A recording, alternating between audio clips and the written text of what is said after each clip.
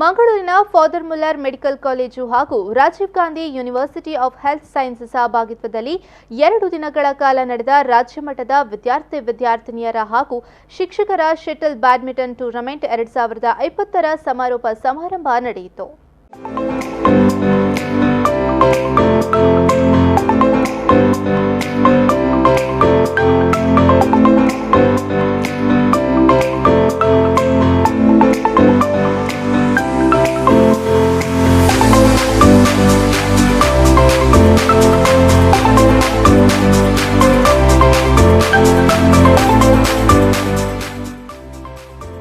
Father Muller indoor ಸ್ಟೇಡಿಯಂನಲ್ಲಿ 2 ದಿನಗಳ ಕಾಲ ರಾಜ್ಯಮಟ್ಟದ ವಿದ್ಯಾರ್ಥಿನಿಯರ ಹಾಗೂ ಶಿಕ್ಷಕರ ಶಟಲ್ ಬ್ಯಾಡ್ಮಿಂಟನ್ ಟೂರ್ನಮೆಂಟ್ 2020 ಅದ್ದೂರಿಯಾಗಿ ನಡೆಯಿತು.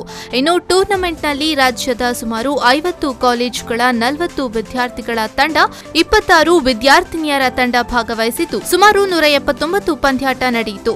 ಪಂದ್ಯಾಟದಲ್ಲಿ ವಿಜೇತರಾದ ತಂಡಗಳಿಗೆ ಗಣ್ಯರು ಬಹುಮಾನವನ್ನ ವಿತರಿಸಿದರು.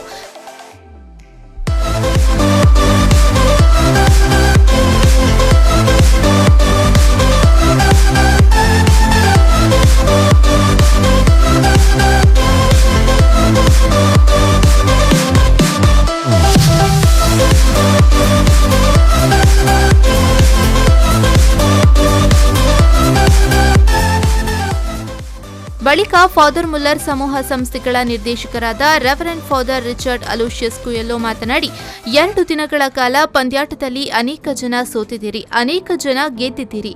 ಸೋತವರಿಗೆ ಈ ಸೋಲು ಮುಂದಿನ ನಿಮ್ಮ ಗೆಲುವಿಗೆ ಮುನ್ನುಡಿಯಾಗಲಿ ಎಂದು ಶುಭ ಹಾರೈಸಿದರು.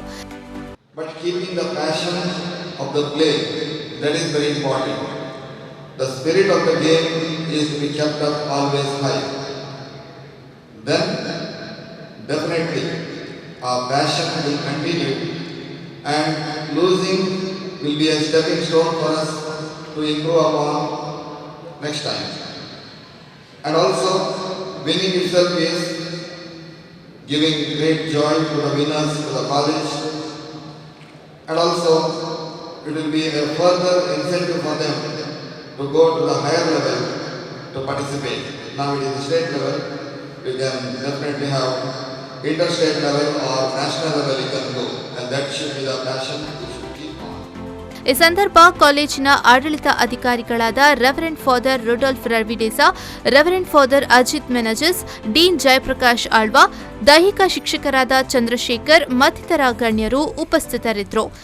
Pavan ಕಾಚ್ಮಾಡ್ಕ, V4 News 24/7 Mangaluru.